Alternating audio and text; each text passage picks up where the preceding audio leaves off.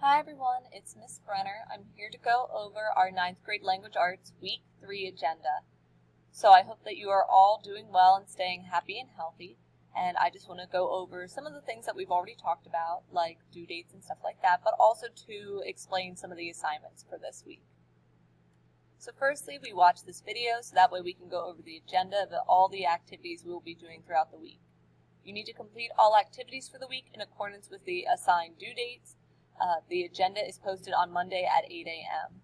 So for this week, that is September 14th at Monday at 8 a.m. and then the due dates are on the scheduled assignments. As far as grades, they're recorded in Schoology and then transferred to Home Access. Please make sure that you are checking your grades on a regular basis. Sometimes when grades are transferred, accidents happen. Maybe a whole random column will show up in the grade book over on Home Access that doesn't actually exist in Schoology, and it'll be blank and it could affect your grade. Please let me know if you're not seeing something that should be existing on your end, so that way I can fix it or ask tech to assist me in fixing it. Along with that, EX stands for excused, I stands for incomplete, NS stands for not submitted, and NG stands for not yet graded. Assignments would be marked as not yet graded if they are larger assignments like projects and essays. For week 3, our expectations are to go over elements of plot, to continue working with plot diagrams, and to start looking at conflict and forms of conflict within our short stories. So students should know elements of plot and narrative-related elements. Students will be able to identify elements of plot, use a plot diagram, identify narrative characters, settings, and plot elements, along with types of conflict. Essential questions are: what is plot? How do character actions and growth affect the plot of the story? What is conflict? And what different forms of conflict occur within a story? For our activities this week, we will be finishing up reading The Most Dangerous Game through an audio clip using Edpuzzle. So we have part 2 of The Most Dangerous Game for week 3 as our first activity. There's also a PDF in case you would prefer to follow along reading the PDF while we do the Edpuzzle. Questions are linked in the Edpuzzle. They must be completed in order to receive credit. There is a plot diagram that is also in the Activity 1 folder that we will be completing, along with a discussion post that is in the Activity 1 folder. For Activity 2, we will be doing conflict notes using Edpuzzle. The conflict notes are linked in the Activity 2 folder, along with an internal conflict video. So when you're watching the Edpuzzle, it's going to ask you to pause the Edpuzzle to watch the YouTube clip and then go back to Edpuzzle to answer questions about the YouTube clip. There's also a conflict review quizzes that is linked in the Activity 2 folder. Wednesdays are asynchronous, and so we do creative writing on Wednesdays.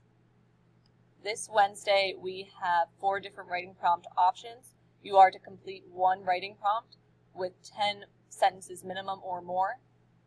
Our writing prompts for this week is: write about a character who's stuck in an elevator when the power goes out, write a story about someone who's famous for something they never actually did, write a story about 2 people meeting during unusual circumstances and becoming fast friends, write a story that either starts or ends with someone asking, "Can you keep a secret?"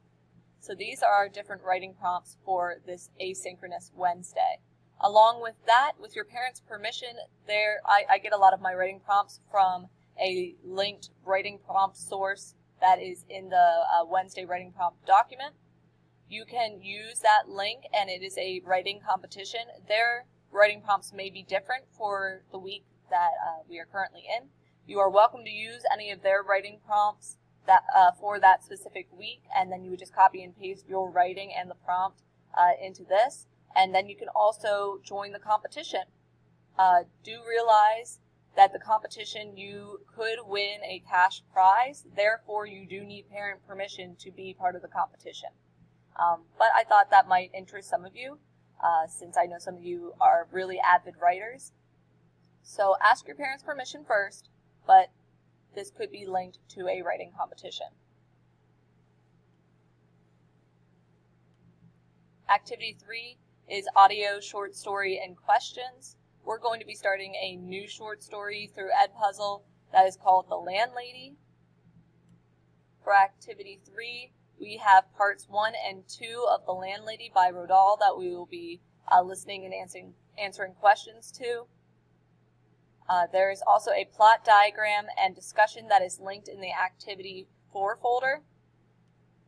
So as said, there's a plot diagram for Activity 4, and that is linked in that folder.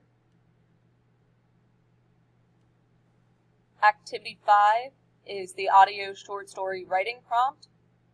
There is a writing prompt that asks you about the conclusion of the story The Landlady. I don't want to go into too much detail because I don't want to do any spoilers. And then we will also be watching a video that is an interpretation of the story that I think you might really enjoy.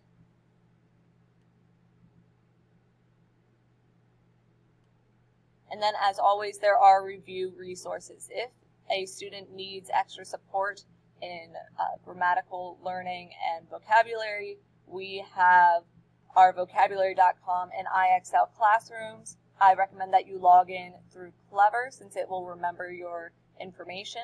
We also have research articles such as watching daily news through CNN 10, different articles that I find are supportive of academic learning through student-based news sources.